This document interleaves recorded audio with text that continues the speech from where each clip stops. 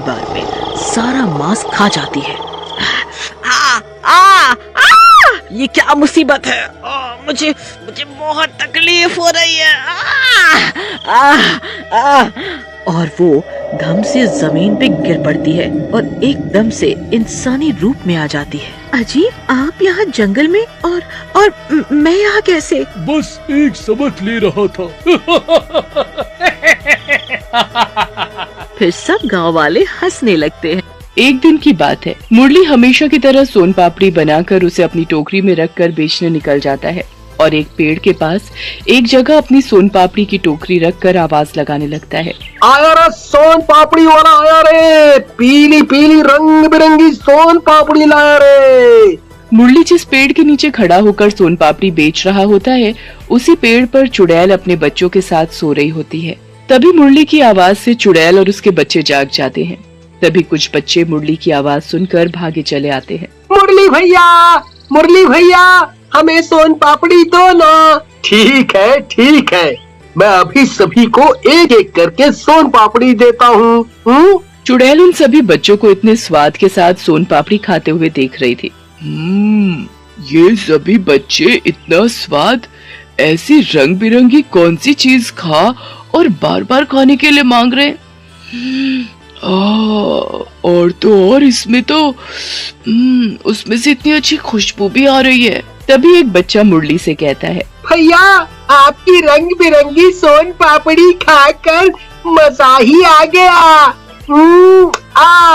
अच्छा, तो ये बच्चे सोन पापड़ी खा रहे हैं। तभी चुड़ैल के बच्चे देखते हैं कि मुरली की टोकरी में थोड़ी बहुत ही सोन पापड़ी बची है। माँ, हमें भी सोन पापड़ी लाकर दो ना। उसकी टोकरी में सिर्फ थोड़ी सी सोन पापड़ी बची है। चुड़ैल मन में सोचने लगती है, इससे पहले कि उस आदमी की सोन पापड़ी खत्म हो जाए, मैं उसकी नजर बचाकर सोन पापड़ी ले आती हूँ। फिर चुड़ैल अपने बच्चों से कहती है, ठीक है, मैं अभी तुम्हें सोन पापड़ी लाकर देती हूँ। चुड़ैल सबकी नजर बचाकर मुरली की टोकरी में रखी सोन पापड़ी चखकर देखती है।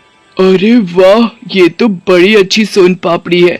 मैंने आज से पहले ऐसी सोन पापड़ी कभी नहीं खाई। फिर वो चुड़ैल मुरली की रखी टोकरी में से सोन पापड़ी चुराकर अपने बच्चों को खिलाती है। अरे वाह, ये तो बड़ी अच्छी सोन पापड़ी है, खाकर मजा ही आ गया।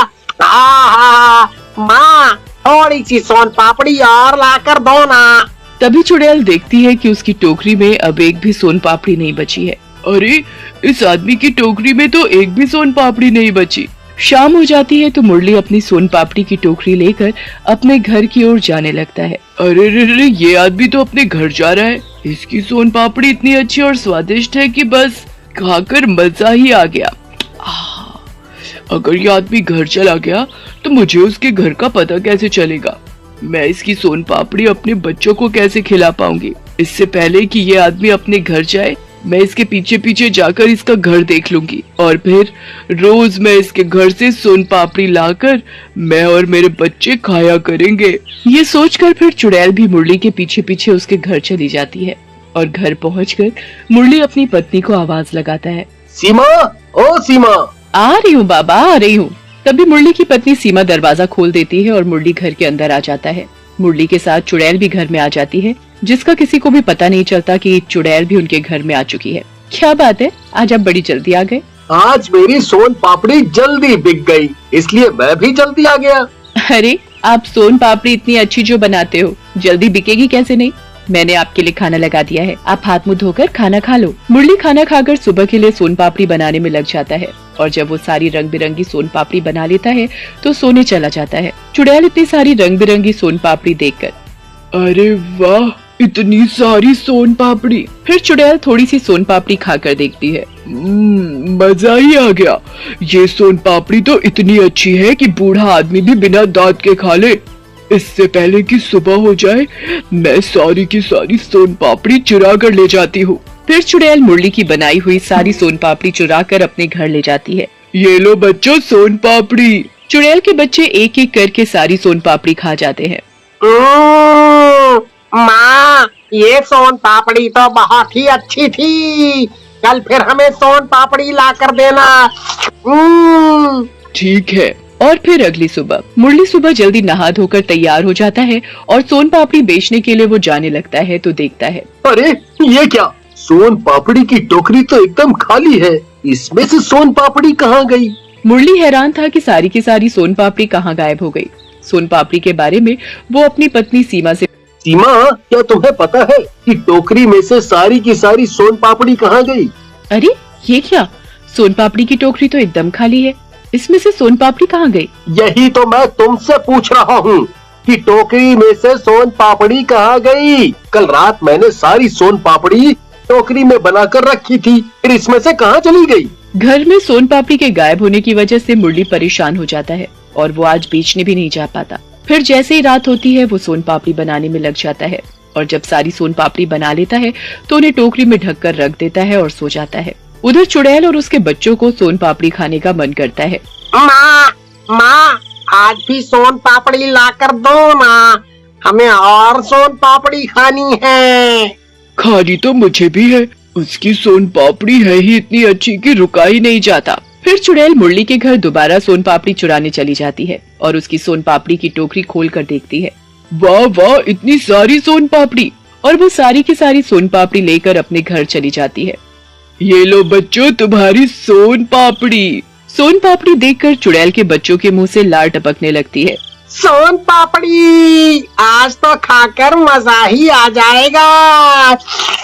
फिर चुड़ैल और उसके बच्चे सारी की सारी सोन पापड़ी खाकर उसका मजा लेते हैं और सो जाते हैं। उधर जब मुरली सुबह सुबह तैयार होकर सोन पापड़ी बेचने के लिए जैसे ही टोकरी उठाता है, ये क्या, आज भी टोकरी में एक भी सोन पापड़ी नहीं है। ये देख मुरली की पत्नी भी हैरान होती है।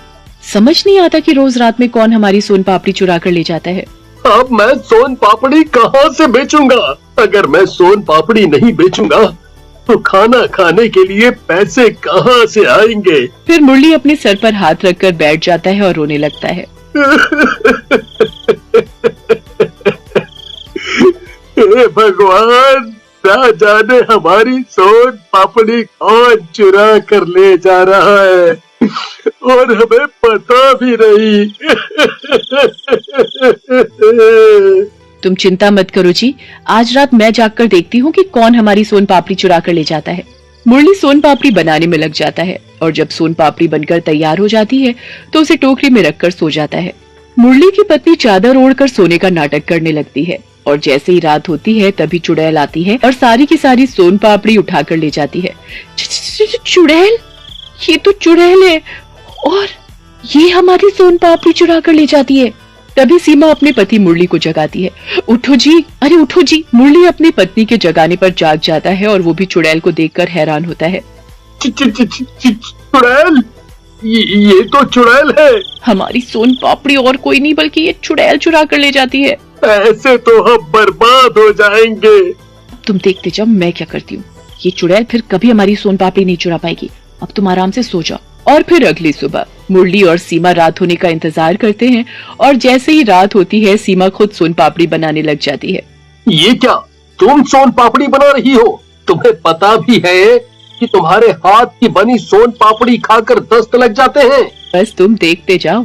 सीमा के हाथ की सोन पापड़ी जो कोई एक बार भी खा लेता तो वो दोबारा खाने का नाम नहीं लेता और फिर कुछ ही देर में रात हो जाती है। सीमा भी सारी सोन पापड़ी बनाकर टोकरी में ढककर रख देती है और फिर मुरली और सीमा चादर ओढ़कर सोने का नाटक करने लगते हैं। फिर कुछ ही देर में चुड़ैल आती है और सारी की सारी सोन पापड़ी चुरा कर ले जाती है। ये बच्चों, सोन पापड़ी जितनी चाहे खाओ। और फिर चुड़ैल और उसके बच्चे सारी की सारी सोन पापड़ी खा जाते हैं और कुछ देर बाद ही, माँ, मेरे पेट में बहुत तेज दर्द हो रहा है, मुझे 2 नंबर जाना है। माँ, मेरे भी पेट में बहुत तेज दर्द हो रहा है, मुझे भी नंबर 2 जाना है। अरे ये क्या, मेरे पेट में गुड़गुड़ क्यों हो रही है? लगता है मुझे भी नंबर 2 जाना पड़ेगा। आहा। फिर चुड़ैल और उसके बच्चे पेट पकड़कर सारी रात नंबर 2 ही भागते रहते हैं। सुबह हो जाती है पर उनका नंबर 2 चालू ही रहता है। माँ, अब कभी हम सोन पापड़ी नहीं खाएंगे, कभी नहीं खाएंगे। मैं भी आज के बाद कभी सोन पापड़ी खाना तो क्या, उसका नाम तक नहीं लूंगी। आओ। फिर उस चुड़ैल ने आज के बाद मुरली और सीमा के घर से सोन पापड़ी चुराना